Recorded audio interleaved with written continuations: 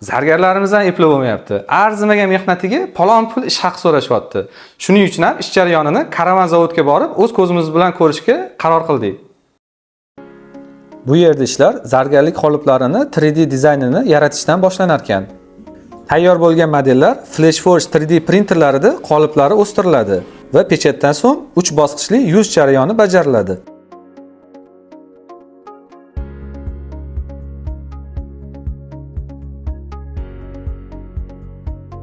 Ko'p martalik modellarni esa Italiyaning Racewax mum qozonlarida ham qoliplarni olsa bo'lar ekan. Ba'zi modellarga tosh ekilish jarayonidan so'ng archa ko'rinishda terilib, uni liteyka uchun, ya'ni oltin quyish bosqichiga berilar ekan.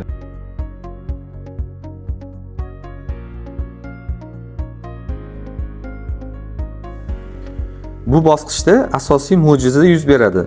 Ya'ni siz ko'rgan mum qoliplar endi yarim tayyor, siz bilgan zargarlik oltin buyumlarga aylanadi.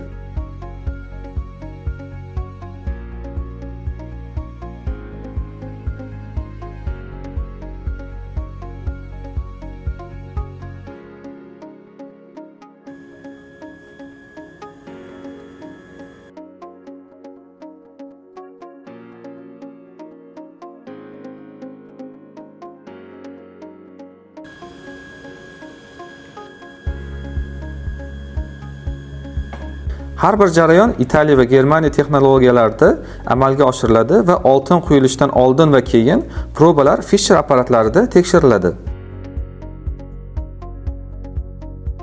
Apok qoliplar 10 soatlik pechkada qizdirilgandan so'ng ularni Italiyaning topkas apparatlarida oltin quyish jarayoniga beriladi.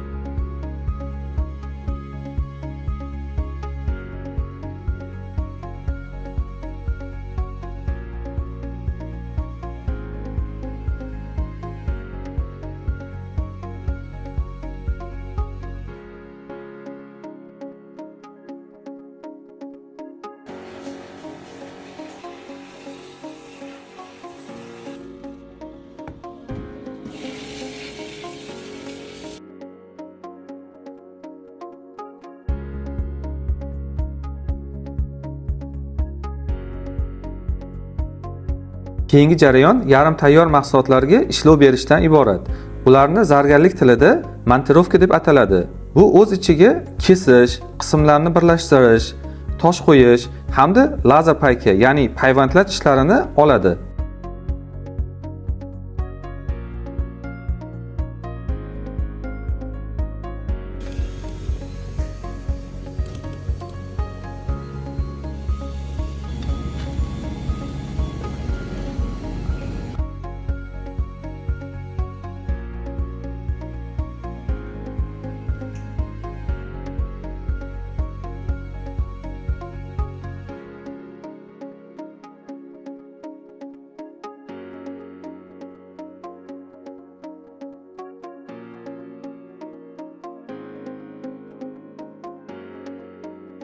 Endi eng asosiysi, bu zargarlarimizning mehnatini yuzaga olib chiqadigan polirovka, jilov berish bosqichidir.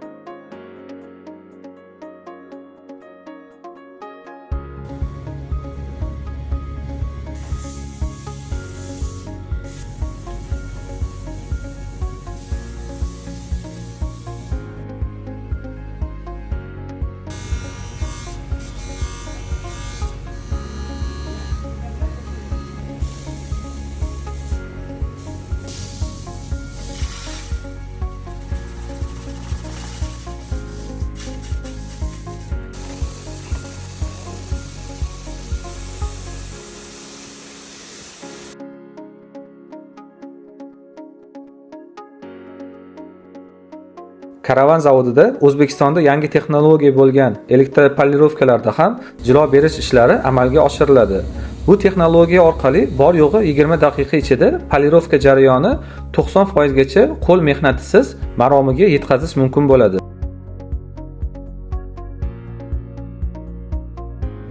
Bundan so'ng siz ko'rgan oltin ustidagi naqshlar birma-bir qo'l mehnati asosida amalga oshirilib, so'ngra lazer yordamida probalar yozilar ekan.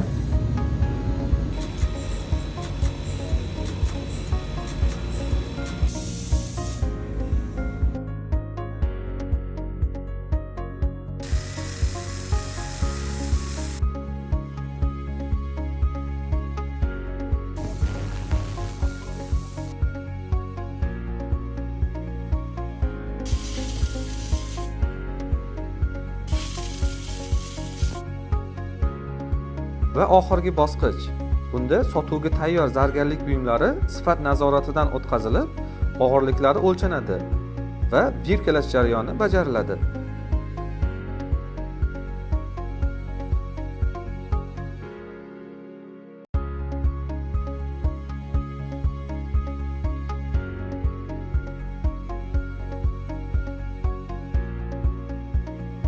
Zar qadrini zargar biladi. Xulosa o'zingizdan.